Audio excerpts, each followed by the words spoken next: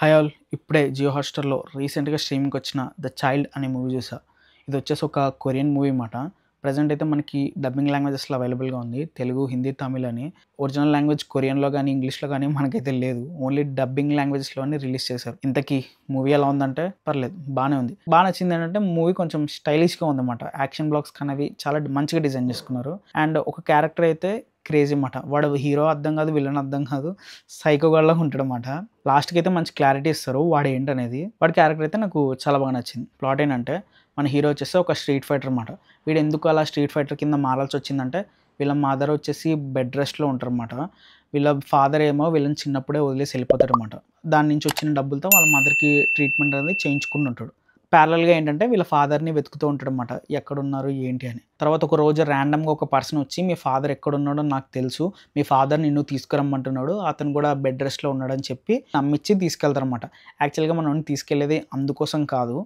వీడి దగ్గర నుంచి వాళ్ళకొకటి కావాలి. అదేంటనేది మీరు మూవీ చూసే తెలుసుకోవాలి. ఇలా వెళ్ళిన తర్వాత మనోడు ఒక ప్రాబ్లమ్‌లో ఇరుక్కుంటాడు. నేను స్టార్టింగ్‌లో చెప్పా కదా! ఒక క్యారెక్టర్ బావుంటదని చెప్పి. వాడు ఎంటర్ అవుతాడు. వాడు ఎంటర్ అయిన తర్వాత మనకి అసలైన స్టోరీ అనేది స్టార్ట్ అవుద్దనమాట. మనోడు ఈ ప్రాబ్లమ్ నుంచి ఎలా తప్పించుకున్నాడు ఏంటి? ఆ థర్డ్ పర్సన్ ఎవరు? వాడు వీడిని కాపాడడానికి వచ్చాడా? వీడిని చంపడానికి వచ్చాడా?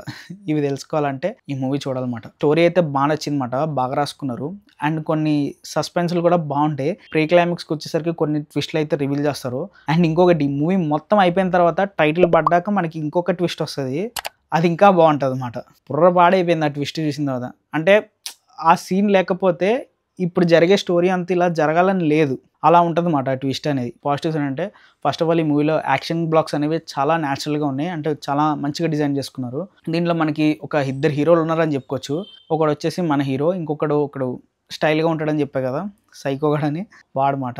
వాడి క్యారెక్టర్ ఏంటో మనకి అర్థం కాదనమాట. కొంచెం కన్‌ఫ్యూజింగ్‌గా ఉంటది. ఫస్ట్ ఏమో ఫుల్‌గా దెబ్బలు తినేస్తాడు. చిన్న దెబ్బ తగిలినా ఏడ్చేస్తాడు.